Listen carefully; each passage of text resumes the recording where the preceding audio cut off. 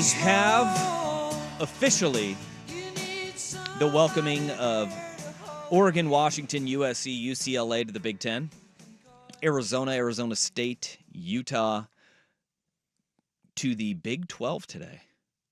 It's a dawn of a new era. It's a dawn of a new era, Danny. It is. Welcome videos have officially been released. And, oh, by the way, we had a lot of stolen valor. I went off on this at the end of the show the other day. I think it was Tuesday, about the Big Ten and the ACC taking credit for Pac-12 Olympians. Like the ACC taking credit for 27-year-old Katie Ledecky as an ACC athlete. She never, ever swam in the ACC. Did you see the Ivy League shade? No. Ivy League, the official Ivy League account, has the updated medal count, where it's 3 silver, 7 gold, 5 bronze, total of 15 medals with an asterisk at the very bottom of the graphic. That reads, only counts medals won by athletes from its 8 founding member institutions, which, for ease of use, are all within reasonable driving distance and also haven't changed since 1954. Yeah, you also don't offer scholarships, okay? 15 ain't bad, though.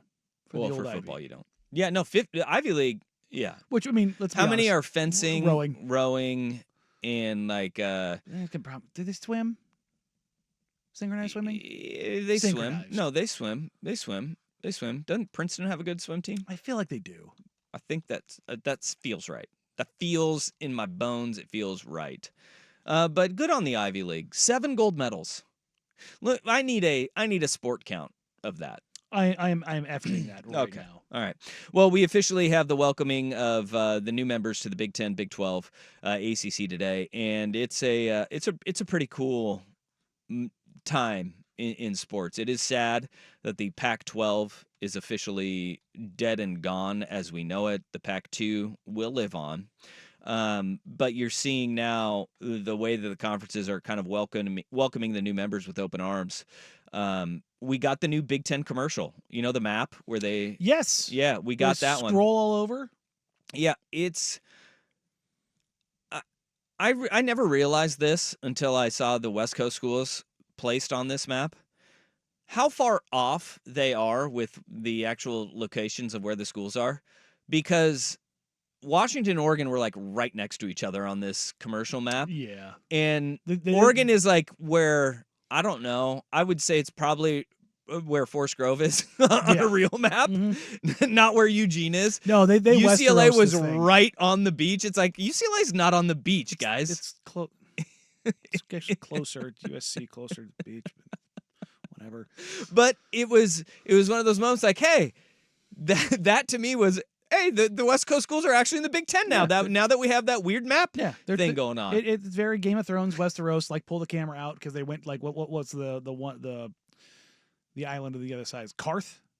No idea. I'm trying to. I have no idea what you're talking about. You ever watch Game of Thrones when the opening credits when they do the map? Yeah, I'm gonna very similar. I'm gonna go out here and expose myself. I've only seen like 3 episodes of Game of Thrones ever. No, yeah, really? Yep. That's a watch. Dude. I got in way too late in the game, and I was like, I don't know what's happening. No. I only started basically like the final season, and my wife and I too, and we just kind of binged watched the crap out of it until we caught up with the final season. Yeah.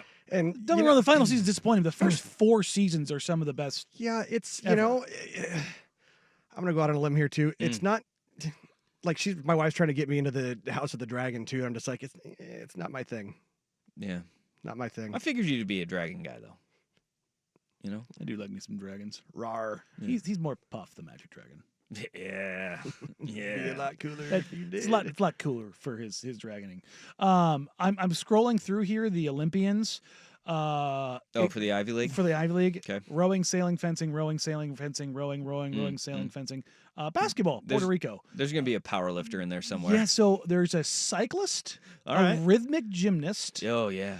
There's also one listed as athletics.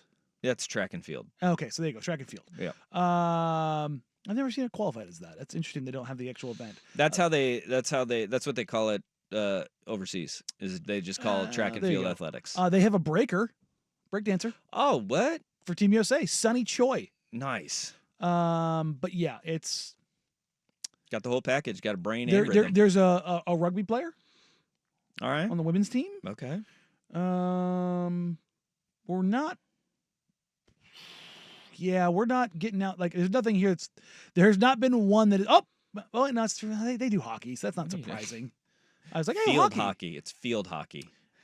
This is the Summer Olympics. Ice hockey right, is yeah. not it. This That's is true, field yeah. hockey, Field which hockey. is also a very Ivy League yeah. school. So yeah, thing to do. nothing here has been like, oh, that's surprising. All right. Breaking's it. Yeah, That's that one is the a little one. bit surprising. But basically every rowing and sailing event imaginable. Nice. Okay. There you go. There's your Ivy League update. Interesting tweet that I saw today about the Pac-12's going away.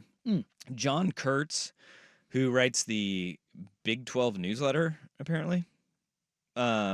He's a Kansas City guy. He said, "Please join me in extending a generous thank you to George Kliavkoff for botching the Pac-12 TV deal so badly that the Big 12 could today officially welcome the four corner schools." That sucks. And then John Wilner quote tweeted that with saying, "And it only cost the Pac-12 schools around $60 million in salary for two commissioners over 14 years to be in the position to fortify the Big 12 and Big 10. I would like to extend that to George Kliavkoff, Larry Scott, and Pac-12 presidents for us being in this position today. Yep. It is a sad day for the Pac-12, but I mean, if you are a fan of any of these schools, if you're a Cougar or Beav, this sucks. It does, but every other school, this is fun as hell. Well, also that Big 12 release about being open for business and business being good, and I was a little surprised the wording that they used in the official social media post was very much, I think, aimed at "we're not done," because they said "we're not done." Yeah, they quite literally said "we're open for business." In a tweet. And that's one thing that they have been adamant about is Big 12 is not going to be resting on their laurels. They're going to be proactive throughout the entirety of this realignment. That is not done because of what's going on with the ACC. Because yesterday there were court documents in the Florida State versus ACC case that were released that said there is an out in 2027 for ESPN to just basically wreck the entire ACC. That's the crux of the case of Florida State and Clemson as well, is that ESPN wants to hold it over their heads that 2036, you guys agree to 2036 when there's an out for them in 2027, and they're saying, well, why can't we have the same out? You know, if ESPN has the out, we want that out as well, and that's what they're kind of fighting against. I feel like the Big 12 is more saying, we're open for business when the ACC goes kaput. Yeah. And we'll start the bidding war. We're going to start peeling off those schools because what is one thing that they have long said, and their additions in this conference have backed that up. They want to be the preeminent basketball conference. And you're telling me that if the ACC goes away, they're not going to make a run at Duke, North Carolina State. They are going to want that. Yeah. They are going to want to be proactive and going and grabbing those teams, because could you imagine a basketball conference that has Kansas, Arizona, Duke, North Carolina in it? You just stop there and you don't have to go any further. Like, that alone is terrifying. And oh, by the way, some of the schools that they would peel off as well in this is NC State, which I don't know if anybody followed. They had a hell of a run this past year. They've been very good over the last 7 years. And they also have the additions of, you know, schools that have made runs in the tournament in recent memory. Cincinnati, BYU, Central Florida. BYU is right now a finalist as of this morning to land the #1 recruit in the next class in AJ DeBonsa. That seems good. That seems good. I tweeted out this morning. Interesting list of schools because they're almost all Big 12 schools. Yeah.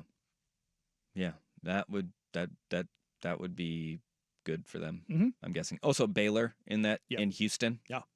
Really good basketball programs already existing in the Big 12. Texas Tech has had their runs. I mean, yes, they want to be a basketball power. They're getting it done. They're going to be open for business. But it is a sad day for the Pac-12 as officially the 10 schools are gone and off to their new homes.